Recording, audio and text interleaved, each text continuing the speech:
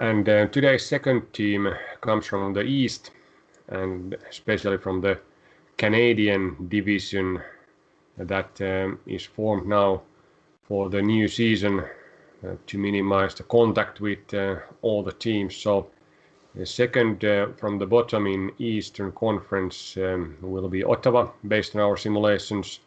And Ottawa hasn't been very good during the last few seasons. How do you see it, Tommy?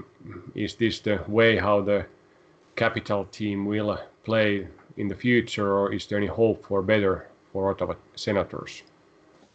Yeah, Senators is again in a very interesting position. It's hard to say what is their aim at the moment. They've been doing some sort of rebuilding there, going up and down a couple of years now without playoffs.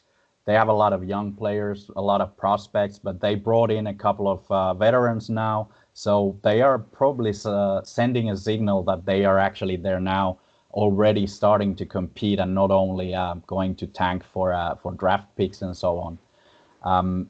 But it's still hard to say what's going to happen, especially now when they play with the Canadian teams. It's a really tough division, as always with the Canadian team. So I would see another really difficult season for the Senators, but they have the small potential there to mix up a little bit of the set stage in the Canadian teams.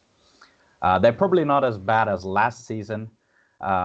They will give a lot of playing time for the young players again, even if they brought in a couple of veterans. So they are one of the more interesting teams to follow if you want to pick some from the bottom of the table.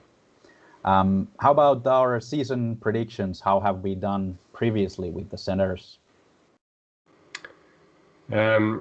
Senators, like I said, haven't been very good. Their home win percentage is 43, away 25, and there's not too many categories where you have made money by betting Senators, but like in many underdogs, there is a lot of expected value in Senators when you compare odds from the bookmakers and predictions from our simulations. So, for example, over 55% of their home games, you have found some value to bet Senators during the last 3 seasons. And even though you haven't been making too much money, you have made little, but not very much out of all those games. The one game that has been reasonably profitable by betting Senator is the first home game when they come back from the longer road trips and face visitor first time in their home arena. And when there has been some expected value for Senators in those games, you would end up winning almost $600 by betting $100 for that matchup. And basically that is only one that we would look this upcoming season as well for the home games, first part of that one, because back-to-back home game win percentage for Ottawa is 27, so it's quite a bit lower compared to their overall home win percentage. So when they play second or more games home, they seem to play worse and worse compared to the first one. Yeah, Ottawa will be now in the Northern Canadian division, so there will be a lot of these sort of mini playoff style games. Of course, Ottawa is not known for any bigger rivalry at the moment, but I'm sure there will be during the this season the games that will go when you play, let's say 3 games in 5 days against the same opponent. So let's have a look at that, how Ottawa will do in those first home games. Also worth watching is how Senators will approach this season. Will they throw the young guns in the top 6 roles? There is, of course, Thomas Chabot is probably one of the best defensemen already in the league. He will play the majority of the minutes in the defense. But there are other interesting players as well, young guys coming up. Erik Brandström and Christian Jaros, for example. Jaros is a massive guy, 100 kilos. Also Josh Brown, Eric Goodbranson. They have an interesting mix of defensemen there. So if it comes down to these sort of playoff type situations, Ottawa will definitely be one of the grittiest teams and not nice to play against. So interesting to see how the Edmontons and the other talented, skilled teams will do against this gritty Ottawa team. Yeah, I think when we look past these neighboring teams that they have played a bit more during the last few seasons, Toronto has been good for them. So win percentage is almost 50%, so better than average on their opponents.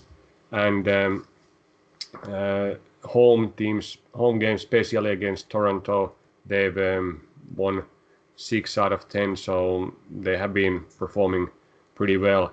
Then when we take a look, another Canadian team that they have played a lot, they faced 12 times Montreal during the last 3 seasons, and the win percentage is 25. So they have struggled quite a bit against Montreal, but I think that would be good to see next season as well, that how they will do against these two teams.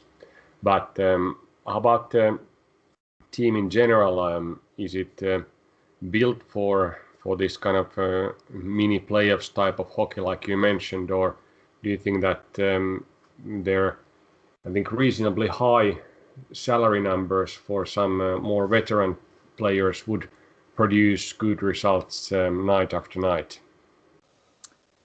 Yeah, I think Ottawa has the chance, like I said before, that the young players are given the opportunity to shine now, but they also have the veteran presence. They brought in Evgeny Dadonov, Derek Stepan, also goaltender Matt Murray from Penguins. So they're not exactly the rebuilding team anymore. So I think they will be proving to be very challenging opponents for we said already, the Edmonton Oilers and the Torontos in these games that go into a little bit of playoff type hockey.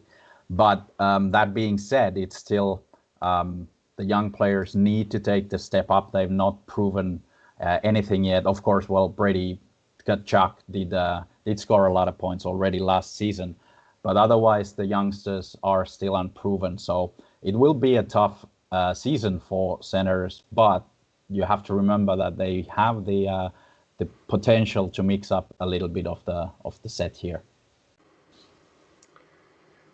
Yeah, when we look previous performances, the seasons have been quite long for them, and the last 3 ones they've end up either dead last in East or second last. Like for example, last season only Detroit, that was maybe rock bottom team in many seasons, was below them in standings, but we have predicted pretty well on their season performance. So 3 seasons ago we predicted that they would go under the total points and wins.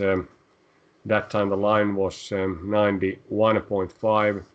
They were clearly under. 2 years ago, same thing, that it would be under 71.5% and 71.5 points, and they got only 64. And last year, like I said, we predicted them to be last in East, and only Detroit was below them. Also, the total points would go under if the season would be played full. So how about this time? Is it again another under for Ottawa, or do you see that there would be some improvement to go better than predictions? Yeah, here is an interesting take on the Senators, is that the different odds makers offer quite a different set of odds for the Senators. So there is a massive difference between FanDuel and Pinnacle, for example.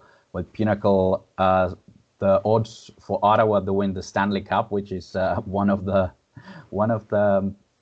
bets we can do now, they have Ottawa 10th highest at around 3,800, while FanDuel has them second to last at 10,000. So there is a massive difference in expectation between these two odds makers.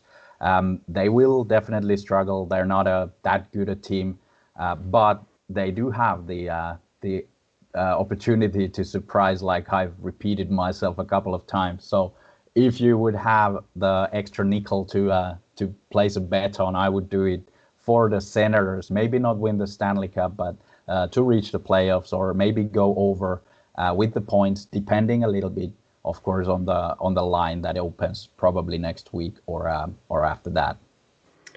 Yeah, I think it would be interesting bet them to win Stanley Cup, because I think it was 4 or 5 years ago when they had their Cinderella story in playoffs. So they have history to do these surprises, and I think out of these bottom teams that we've covered so far, there is a biggest surprise component in Ottawa Senators for sure.